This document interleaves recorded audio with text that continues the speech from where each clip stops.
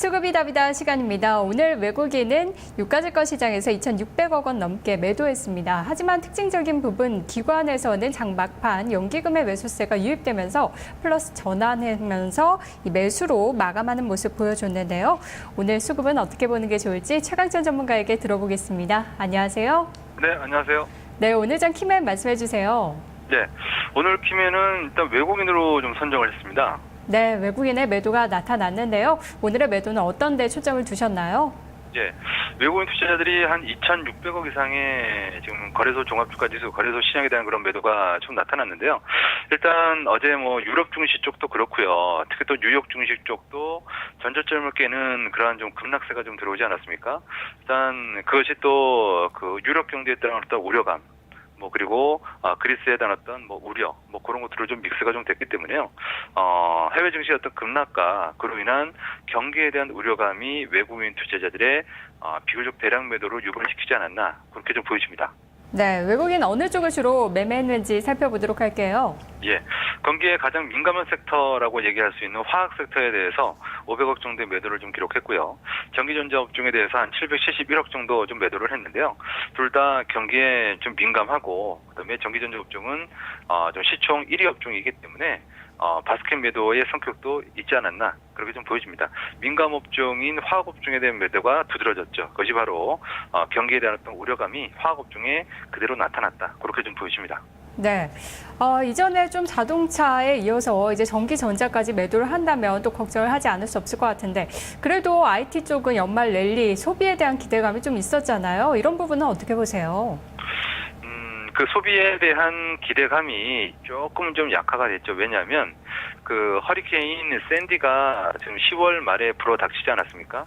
보통 태풍은 8월달, 9월달 이렇게 좀 여름에 좀 불어오는 게 맞는 건데 늦 가을 이 블랙 프라이데이라는 소비 시즌 바로 직전에 태풍이 불었기 때문에요.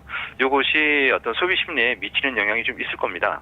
그렇기 때문에 이런 뭐 추수 감소율이라든가 그다음에 크리스마스 시즌 미국 소비의 전체 중 약 35%가량이 이 두 달 시즌에 소비가 좀 되는데 아마 이러한 부분들이 아마도 좀 영향을 좀 주지 않겠나 좀 보여지고요.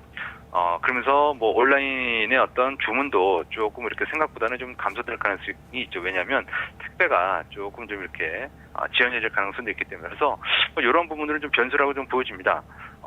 그러나 뭐 피해 복구라든가 재정 지출로 인한 피해 복구가 얼마나 빨리 또 시행이 되는지 이런 부분들도 중요하다 봐야 될 텐데 오늘 뭐 그 오바마 대통령이 그 백악관에서 성명서를 좀 발표를 하죠. 미국 경제 강화와 재정 건전화를 위한 계획을 발표할 예정인데요. 거기서 또 어떤 그 대안들이 좀 발표가 되는지 뭐 중요하게 좀 봐야 될 것 같고요. 특히 또 그 재정 절벽과 관련된 그런 이슈가 최근에 좀 많이 좀 있는데 뭐 존 베이너 하원 의장과도 좀 전화 통화를 좀 하고 그래서 그 초당적인 어떤 차원에서 재정 절벽 문제에 대해서 좀 그 빨리 합의를 하기를 그 원한다라는 그런 어떤 내용들이 좀 나타나고 있죠. 이런 부분들이 아마도 조금 소비에 촉진하는데 그런 영향을 주지 않을까 싶어서 오늘 뭐 오바마 대통령과 그다음에 재정 절벽을 향한 초당적인 문제 해결이 아마도 소비 심리에 영향을 좀 줄 것이다 그렇게 좀 보여집니다. 그렇군요. 자, 오늘 수급 특징주는 어떤 종목인가요? 예, 오늘 현대차를 또 꼽아봤는데요. 현대차 오늘 외국인과 기관의 매매 공방이 좀 가장 치열했던 종목 가운데 하나가 아닐까 싶습니다. 오늘의 공방을 어떻게 보셨어요? 예, 오늘 외국인 투자자들이 32만 7천 주 가량의 매수를 기록을 했는데 반면에 기관 투자자들은 21만 6천 주 가량의 매도를 기록하면서 최근에 기관들은 현대차에 대해서 계속 매도하고 있고 반면에 외국인은 현대차에 대해서 약 일주일 가량은 꾸준하게 매수를 하는 그런 흐름들이 좀 나타나고 있습니다. 뭐 하루 정도 매도한 것을 중간에 5일 전에 하루 정도 매도한 것을 제외하면 말이죠. 일단 그 최근 한 달 동안의 어떤 수급을 좀 보면요. 외국인 투자자들은 한 190만 주 정도의 매수를 기록했고요. 반면에 기관 투자자들은 280만 주 정도의 매도를 기록을 했습니다.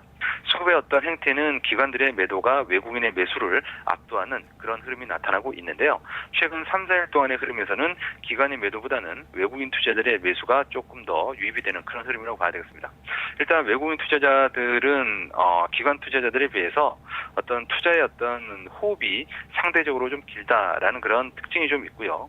기관 투자자들은 투자의 호흡이 상대적으로 짧다라는 그런 특징이 있죠. 그래서 단기 모멘텀과 중기 모멘텀의 투자 시기가 좀 다르다라고 좀 봐야 될 것 같은데요.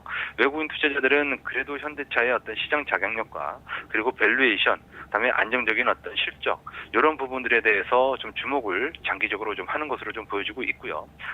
그리고 기관 투자자들은 글로벌 경기에 대한 어떤 우려감이라든가 그리고 환율에 대한 어떤 리스크 그리고 최근에 불거지고 있는 여러 가지 어떤 그 연비 과장이라든가 이런 네. 부분에 따른 어떤 리스크 등을 좀 염두에 좀 두고 있는 것 같습니다.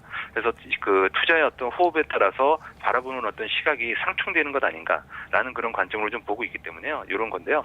이러면서 이제 수급이 한쪽 방향으로 쏠리는 흐름이 나올 겁니다. 예를 들어서 긍정적인 수급이 나타나게 된다면 외국인은 꾸준히 매집하고 이러다가 갑자기 기관이 산다든가 네. 그러면은 21만 5천 원의 갭을 넘어가면서 20선을 돌파한다든가 그런 흐름이 나타날 수도 있고요. 이러다가 반대로 외국인이 매도로 전환한다든가 그러면 가뜩이나 기관이 파는 추세에서 그러면 또 순간적인 속락이 나타날 수도 있겠죠. 해서 지금은 밸런스를 어느 정도 맞추고 있는 외국인과 기관의 수급에서 한쪽으로 쏠리는 그런 수급의 현상이 나타난다면 그 방향으로 움직이는 것이 맞다. 그렇게 좀 보여집니다. 알겠습니다. 전문가님 말씀 고맙습니다. 네, 고맙습니다. 네, 수급이 답이다. 최강찬 전문가와 함께했습니다. 넥스트 1부는 여기까지입니다. 잠시 후 2부로 돌아오겠습니다. 토스탕로